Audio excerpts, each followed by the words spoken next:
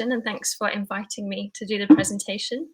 Yes, hello, I'm Natasha. I'm currently studying at TU Delft, doing a master's degree in architecture, and I'm in my graduation year. And just to give you a quick overview of how that graduation year is structured, we begin with a research project from September to January, which we formulate ourselves. And then we use that research to design a building. And so I'm using Central Behir for my design project. And I'm currently around 2 months away from graduation. So I'm going to talk through my research around the context of Apeldoorn, and then the start of my design for Central Behir. And so I began my research formulating a problem statement, which is a criticism of a current linear economy in which we extract, produce, and consume resources through global supply chains, which is causing resource and ecosystem depletion and generating huge amounts of waste and generally providing very generic products. And what I propose to explore is based upon local productivity, where cities aim to produce and manage more of their own resources, with shorter and local supply chains that make it easier to introduce more circular economies, as well as satisfy more local and contextual needs. And so how can cities utilize more local resources to sustain a growing population? And I'm looking at this in terms of building materials. So what are the resources in the local area and how can they be used to help build more buildings to accommodate growing populations? And so the reason I'm here is because I'm doing the research in the context of Apeldoorn. And I chose this context because of the need to expand and densify the city and the plan that you're all working on, and to provide all of these new homes and workspace, but also because of the richness of the local resources surrounding the city. So from the natural environment, but also the industries, the agriculture and the paper industry. I also see Central Behir as a local resource. It's currently a vacant building, which provides this huge concrete structure, which could do a lot more for the city than it currently does. And so my research focused on investigating these local materials. So how can the local material and waste flows generate a sustainable supply of materials for construction in Apeldoorn? So firstly, looking at what the resources are, and then I aim to suggest how to connect a local supply chain. So to begin with, what those local resources are. I'm sure you probably all know a lot more about Apeldoorn than I do, but Apeldoorn is situated on a slope between the Veluwe and the IJssel River. And this provided a network of streams and fertile land, which is how the city developed from an agricultural village. And then because of this, there was the development of the paper industry, which took advantage of this high quality water supply and the forests. And these are some of the characteristics that I think make up the city. And these industries still remain very significant today. So in Gelderland, agriculture and construction accounts for 80% of all material flows in the region. And the remaining 20% is from consumer waste and paper manufacturing. So you can see these industries are still present. And I chose to explore these particular local resources in more detail. So the agriculture, the paper industry, and the Veluwe, the forests. So firstly, looking at the agriculture. So the current agriculture surrounding the area is predominantly for the production of animal feed, so grasslands, maize, and sugar beets. But the future of this is quite uncertain. The region plans to use more waste from the food industry for animal feed, as opposed to purpose-grown crops like maize and sugar beets, as well as reduce the amount of cattle farming in general. So this means that there is a potential future overproduction of maize crop and waste. Equally, straw is a byproduct from cereals and grains harvest, which is currently in excess and generally applied to very low value applications and could be much further utilised. There's also a large portion of marginal land, so unused farmland, which can't be used for food crops, but could be used for non-food crops such as hemp or miscanthus and reeds. And so, how could this provide materials, building materials? So, maize waste can be used to produce fibre panels and boards, which are widely used in construction, and also mycelium composites. And mycelium is a type of fungus that grows on agricultural waste.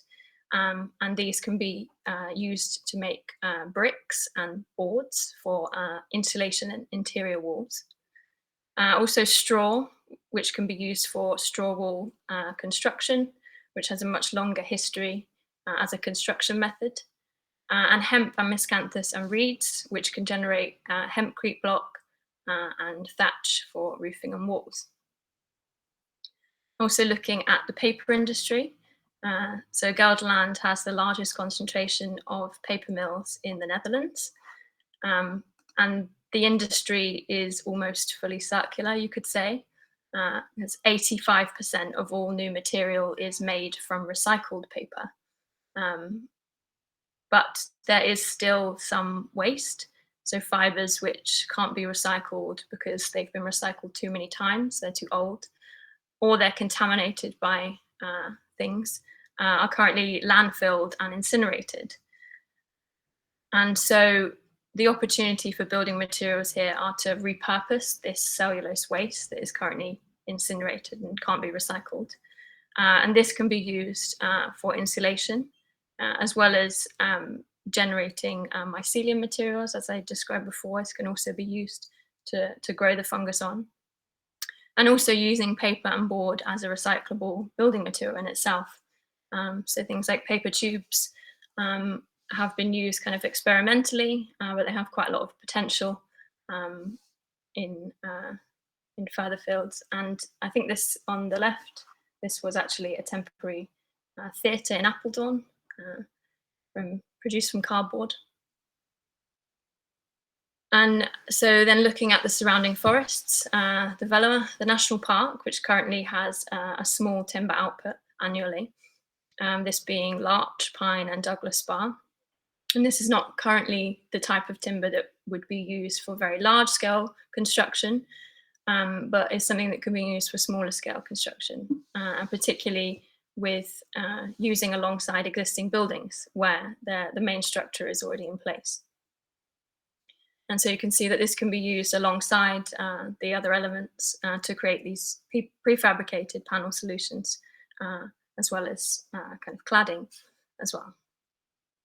So to summarize this, the agriculture could provide maize, straw, reeds and hemp to produce straw bale panel systems, mycelium bricks and panels, and also hempcrete blocks.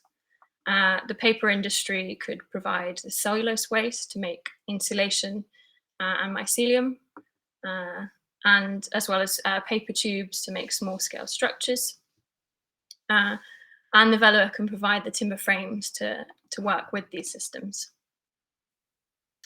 And I also I tested the quantities of the materials that might actually be needed within central Beheer, but also thinking about a long-term perspective. So the prospect of 250 new homes per year.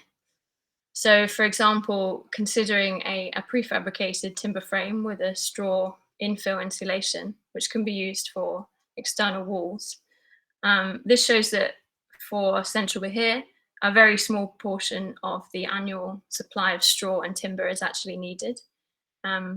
For building 250 homes per year, this uses a higher proportion, but still within the limits of what is currently produced annually. So quite interesting to know that that is within the limits. And then so I looked at what this supply chain might actually look like from extraction to production, consumption, and end of life. Um, so from extraction of raw materials, the straw from the agriculture, the paper from household paper recycling, and then the trees from the Veloa, to then some processing, so baling within the farmland, the paper recycling plants, and timber sawmills. And then the processing after that to make these into building materials. So workshops to make prefab panels and to make mycelium composites, as well as plenty of storage for these materials. And so these might be accommodated within central Bahir, but also other industrial areas in the city. And that these would then produce the building components for building further in the city. And so now looking to more of the design of Central Bahir and the role that it plays in this, which I see as essentially trying to tie parts of this local supply chain together and to encourage more local production within the city. So this kind of resource hub.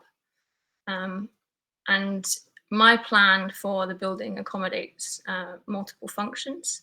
So the ground floor houses a workshop within the existing car park area to manufacture these prefabricated building elements from the local materials, as well as a public market space and community space and co-working on the ground floor.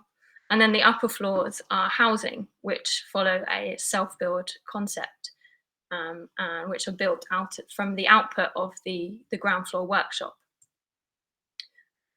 So this workshop has the input of these local materials from the timber, the straw, the cellulose, the maize, hemp, and paperboard. And this produces the building components, so facades, roof, walls, and internal finishes as well. And then these are used to build the upper floor self-built housing. And the public functions, which involve the marketplace, which focuses on locally made and second-hand products, as well as space designated for working on the vision of Apeldoorn development.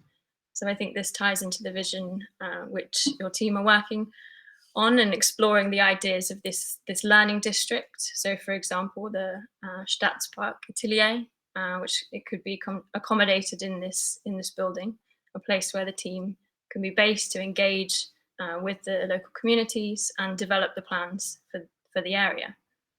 And also a meeting place for connecting these local supply chain stakeholders.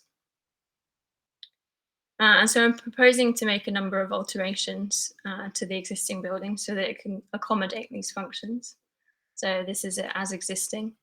And this involves splitting the building into 4 quadrants to make then the in-between space an external and public route through the building, adding 2 stories of timber construction at roof level to utilize this huge and oversized structure that exists, and then to add a new skin to the whole building, the facade, because it's currently not up to current standards. And so the site should then be better integrated into the green network in the area. So this public route through the building, so this new route that I've created through the building, then becomes this green corridor which connects to the park opposite, as well as the green route to the station, and then to the other green areas in the city.